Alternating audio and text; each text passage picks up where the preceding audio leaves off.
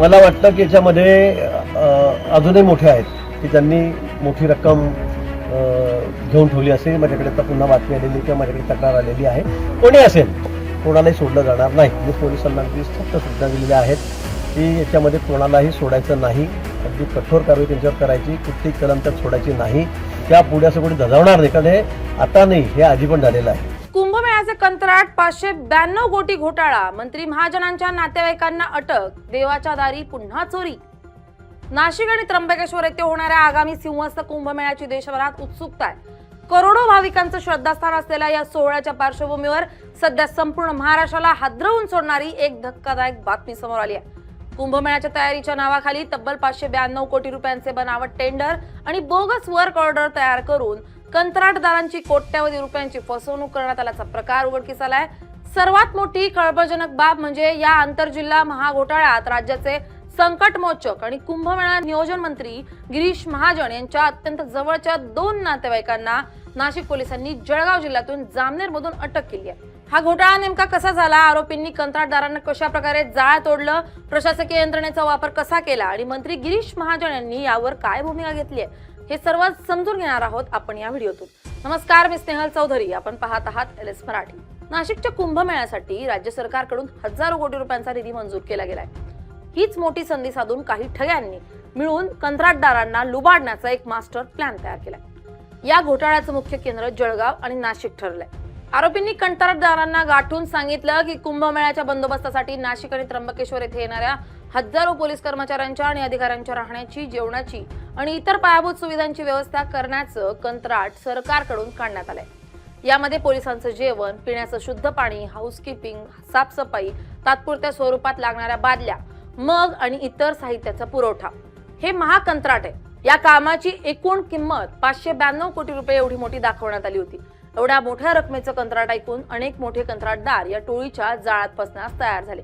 या टोळीची गुन्हेगारीची पद्धत अत्यंत नियोजनबद्ध आणि हुबेहूब सरकारी प्रक्रियेसारखी होती, ज्यामुळे कोणालाही संशय आला नाही.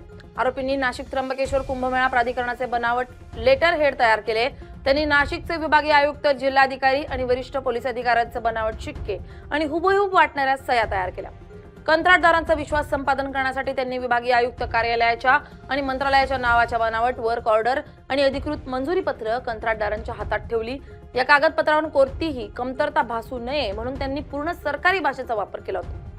कंत्राटदारांना सांगण्यात आलं की मंत्रालयातील वरिष्ठ पातळीवर सेटिंग करून हे कंत्राट त्यांना मिळवून दिलं जात आहे, त्यामुळे ही संपूर्ण प्रक्रिया गुप्त ठेवणं आवश्यक आहे. सध्याच्या काळात शासकीय कामही पूर्णपणे ऑनलाईन टेंडरिंग पद्धतीने चालतात. मात्र कंत्राटदारांनी ऑनलाईन तपासणी करू नये म्हणून या टोळीने एक नवीन थाप मारली.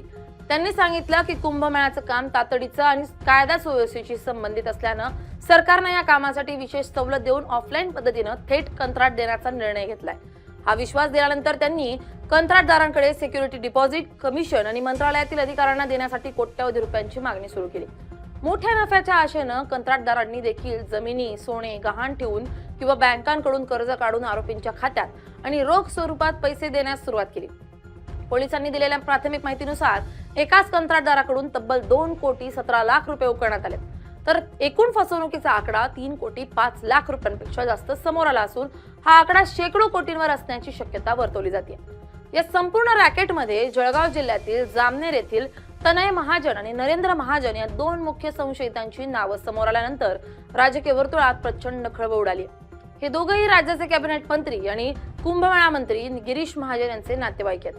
मंत्री महोदयांचे नाव आणि त्यांचं वजन वापरून कंत्राटदारांवर दबाव आणणं किंवा त्यांचा विश्वास जिंकणं आरोपींना सोपं गेलं. या घोटाळ्याची कुणकुण जेव्हा स्वतः मंत्री गिरीश महाजन यांना लागली तेव्हा त्यांनी स्वतः नाशिकचे पोलीस आयुक्त संदीप कर्णिक यांना फोन करून या प्रकरणात तातडीनं कडक कारवाई करण्याचे आदेश दिले. नाशिक रोड पोलीस ठाण्यात गुन्हा दाखल झाल्यानंतर गुन्हे शाखेचे युनिट 1 आणि गुंडा विरोधी पथकानं तातडीनं जळगाव गाठून तनय महाजन आणि नरेंद्र महाजन यांना अटक केली. या कारवाईमुळे या रॅकेटमध्ये सामील असलेल्या इतर 6 ते 7 लोकांचे धाबे दणाणलेत. आपल्याच नातेवाईकांना अटक झाल्यानंतर मंत्री गिरीश महाजन यांनी माध्यमांसमोर येऊन स्पष्ट भूमिका घेतली. त्यांनी सांगितलं की अटक करण्यात आलेला संशयित तनय महाजन हा त्यांच्या नात्यातलाच आहे.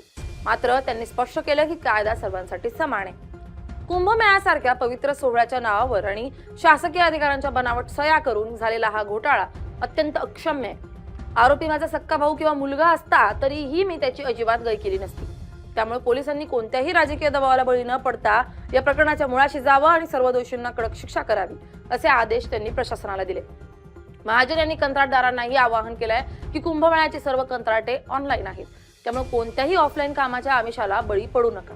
मला वाटतं की याच्यामध्ये अजूनही मोठे आहेत की त्यांनी मोठी रक्कम घेऊन ठेवली असेल. माझ्याकडे आता पुन्हा बातमी आलेली किंवा माझ्याकडे तक्रार आलेली आहे. कोणी असेल तर महाजन असो का कुठला अजून तो शकील असो का अजून 5-7 नावं आहेत माझ्याकडे, तर कोणी असो कोणालाही सोडलं जाणार नाही. मी पोलिसांना अगदी सक्त सूचना दिलेल्या आहेत की याच्यामध्ये कोणालाही सोडायचं नाही. अगदी कठोर कारवाई त्यांच्यावर करायची, कुठली कलम त्यात सोडायची नाही.